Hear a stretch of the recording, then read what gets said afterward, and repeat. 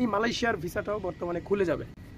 আপনারা দেখবেন, এই কথাটা আমি বলছি, বিশ্বাস করবেন না আপনারা, কিন্তু যখন বাস্তবায়ন হবে তখন বিশ্বাস করবেন। মালয়েশিয়ার কয়েকদিন পরেই সকল সেক্টরের সকল ভিসা খুলে যাবে, আপনারা যেতে পারবেন যারা অপেক্ষা করেছিলেন ভাই।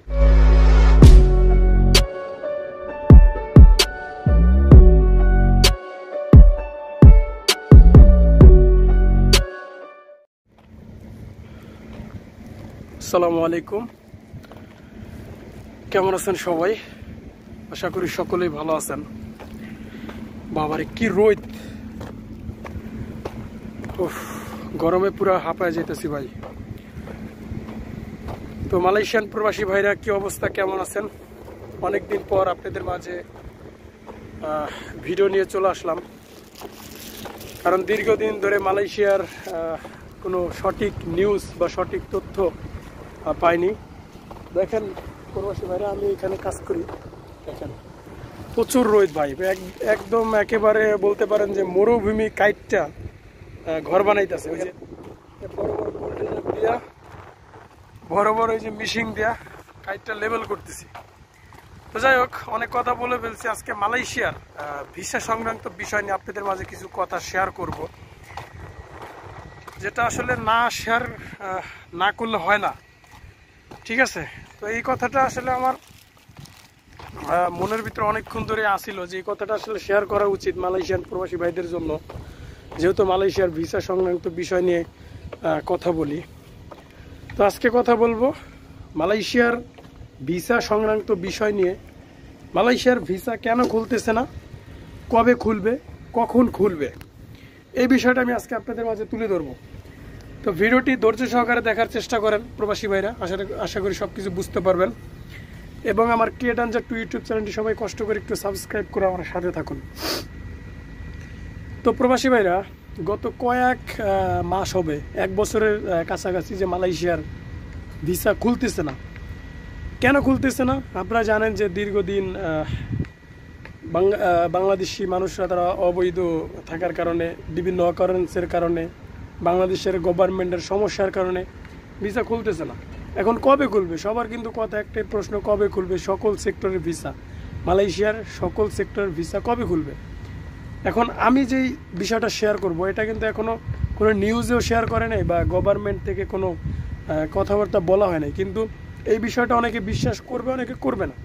কারণ আমি যত ভিডিও বানাইছি, হয়তো দুই একদিন এদিক এদিক হয়েছে, কিন্তু দেখা যাচ্ছে যে সেটা বাস্তবায়ন হয়েছে। আপনারা জানেন যে দুবাইয়ের ভিসা, অনেকে বলতেছে যে ভাই দুবাইয়ের ভিসা খুলবে না, কিন্তু আমি এটা নিয়ে কিন্তু অনেক আগে ভিডিও বানাইছি। দুবাইয়ের ভিসা কেন খুলতেছে না, খুলবে এই মাসে, এই পরে, কিন্তু দুবাইয়ের ভিসা খুলছে, ঠিক আছে? এখন বর্তমানে মালয়েশিয়ার ভিসাটা বর্তমানে বেশি জটিলতা রয়েছে। এই মালয়েশিয়ার ভিসাটাও বর্তমানে খুলে যাবে, আপনারা দেখবেন। এই কথাটা আমি বলছি, বিশ্বাস করবেন না আপনারা, কিন্তু যখন বাস্তবায়ন হবে তখন বিশ্বাস করবেন। মালয়েশিয়ার কয়েকদিন পরেই সকল সেক্টরের সকল ভিসা খুলে যাবে, আপনারা যেতে পারবেন যারা অপেক্ষা করেছিলেন ভাই। যারা বিলিভ করেন করবেন, না করলে করার কিছু নেই। বাট এনিহাও, তো আমি যেই কথাটা আপনাদের মাঝে শেয়ার করতে চাই সেটা হচ্ছে যে অনেকে আমাকে প্রশ্ন করেছিলেন যে মালয়েশিয়ার রেস্টুরেন্ট সহ আপনার হোটেল নির্মাণ, কলকারখানা, মানে এই সব মানে কাজে কখন লোক নেবে। এবং এখন তো বর্তমানে কলিং ভিসা দিয়ে আপনার প্লান্টেশন সেক্টরে লোক নিচ্ছে। এটা তো আমরা চাই না, কিন্তু চাই কি রেস্টুরেন্ট, কলকারখানা, আপনার ওই যে মানে বিভিন্ন যেই কাজের জন্য লোক নিচ্ছিল আগে মালয়েশিয়া, সেই লোকগুলো এখন কিন্তু নেয় না। এই লোকগুলো কখন নেবে?